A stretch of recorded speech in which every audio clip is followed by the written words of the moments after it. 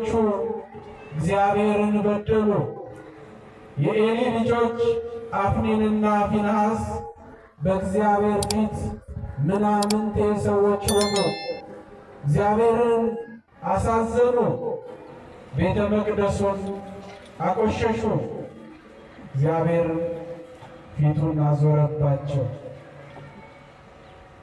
ሰው ከሰው ቢጣላ በእግዚአብሔር ያስታርቁታል፣ ከእግዚአብሔር ቢጣላ በማን ያስታርቁታል እንዲሉ እግዚአብሔርና የኤሊ ቤተሰብ እግዚአብሔርና እስራኤላውያን ተጣሉ።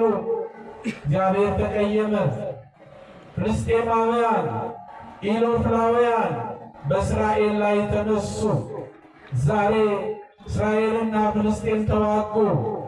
እስራኤል ፍልስጤምን ደበደበች፣ ፍልስጤማውያን እስራኤላውያንን ገደሉ የሚለውን ታሪክ ስትሰሙ ዛሬ የተጀመረ እንዳይመስላችሁ።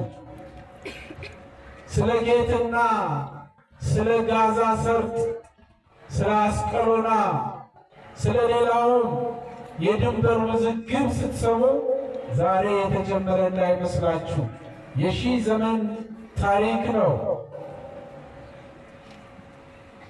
ፍልስጤማውያን ከአብርሃም የተወለዱ ነገር ግን እናታቸው አጋር የምትባል የአብርሃም የሳራ ባለሟል የነበረች ሴት እንደሆነች ሁላችሁም ታውቃላችሁ። ፍልስጤማውያንም አባታችን አብርሃም ነው የሚሉት።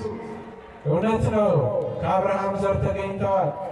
እስራኤላውያን ደግሞ በጨዋይቱ በሳራ አማካኝነት የመጡ የይስሐቅ ልጆች ናቸው። ያዕቆብ የወለዳቸው 12ቱ ነገድ ናቸው። በመካከላቸው ግን ሰላም የለም። በመካከላቸው እረፍት የሌለው ጦርነት አለ። ያኔ ታስታውሱ እንደሆነ በአብርሃም ቤት ሳራና ያቺ ባለሟሏ አጋር እንዴት ተናንቀው ተጣልተው እንደነበረ ሁላችሁም ታስታውሳላችሁ ታሪኩን። ያ መናናቅ በልጅ ልጆቻቸው ላይ ዛሬም ድረስ አለ። ዛሬም ይዋጋሉ። በዚህ ምክንያት ኢሎፍላውያኑ በእስራኤል ላይ የተነሱባቸው። ጦርነት ተጀመረ። ውጊያው ደመቀ።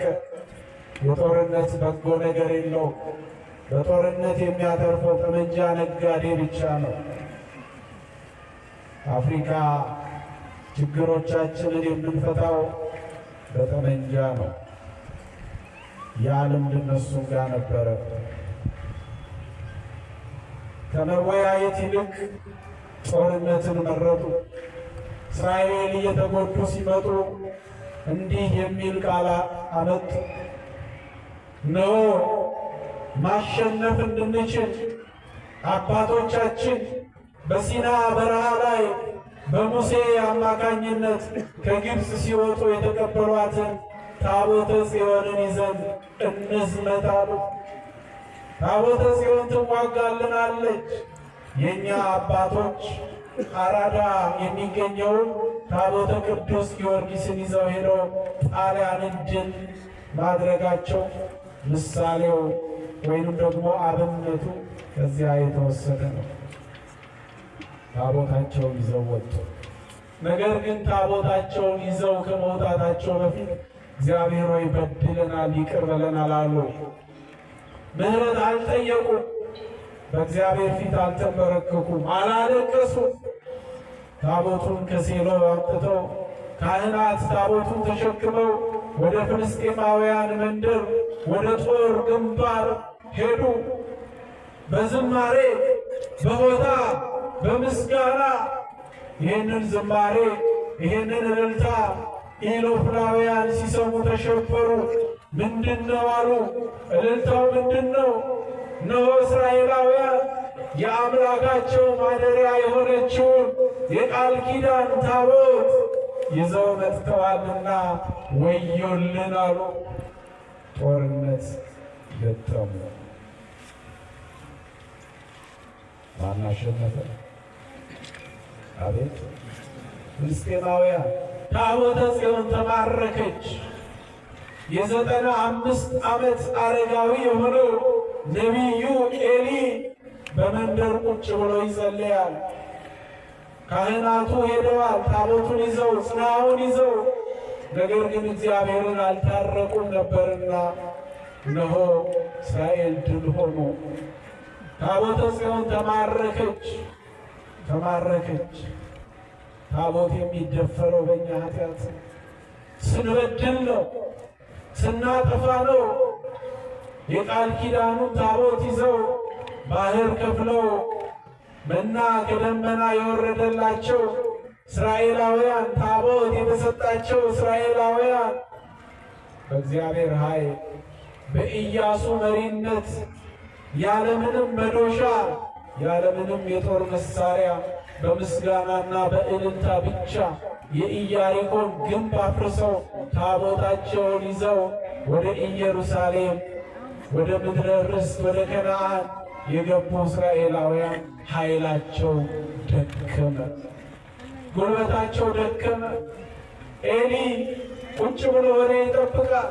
ከጦርነቱ መካከል አንድ ሰው ወሬ ነጋሪ መጣ።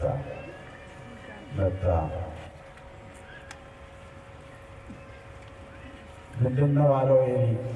ታቦተ ጽዮን ተማርካለች፣ ልጆችህ አፍኒንና ፊንሐስ ሞተዋል፣ በጦር ሜዳ ሞተዋል አሉት። ያን ጊዜ ደንግጦ ወደቀ፣ ሞተ። ታሪኩ እንዲህ እያለ ይቀጥላል። ታሪኩ ኤሊ ልጆቹ በእግዚአብሔር ፊት ሲበድሉ ዝም ነበር ያለ። ዝም አልተናገረም። ምድር የምትጠፋው ብዙ ፈተና የሚመጣው ባለ አዋቂ ሰዎች ጥፋት ሳይሆን በአዋቂዎች ዝምታ ነው። ኤሊ ልጆቹን ዝም ነበር ያላቸው ሲበድሉ፣ እግዚአብሔርን ሲያሳዝኑ፣ በታቦቱ ፊት ሲበድሉ ዝም ነበር ያለው። ዝም እንላለን። አንዳንድ ጊዜ ከንግግር የሚበልጥ ዝምታ አለ። ዝም ኤሊ ግን ዝም በማለቱ እግዚአብሔር አዘነበት። እግዚአብሔር ተቀየመው፣ ወደቀና ሞተ ነው የሚለው። ታቦተ ጽዮንን ይዘው ወደ ፍልስጤም ሄዱ። እስራኤልን ያያችሁ ሰዎች ፍልስጤማውያንና እስራኤላውያን አንድ ሀገር ተጋርተው በጋራ ነው የሚኖሩት። ጌታ የተወለደባት ቤተልሔም፣ ያረገባት ቢታንያ፣ እነዚህ ሁሉ እኮ የፍልስጤማውያን ሀገሮች ናቸው። እስከ ኢያሪኮ ድረስ እስከ ዮርዳኖስ ወንዝ ድረስ የፍልስጤማውያን ግዛት ናቸው። መንገድ ነው የሚለያቸው። የቃል ኪዳኑን ታቦት ወስደው በፍልስጤም መንደር ውስጥ ዳጎን ቤት ውስጥ አቆሙ።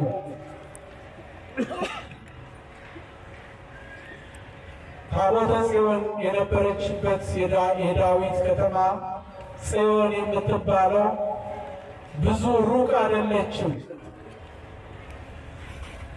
ጽዮን ኢየሩሳሌም ከተማ መሃል ላይ የጽዮን ቤተ መቅደስ አለች። በጽዮን ቤተ መቅደስ ሆናችሁ ማዶ ስትመለከቱ ታቦተ ጽዮን ያረፈችበት ኮረብታ የፍልስጤማውያን መንደር ይታያል። በዳጎን በጣዖት ቤት አኖሩት። በሰው ምስል የሚሰገድለት ጣዖት ያቆማሉ አሕዛብ።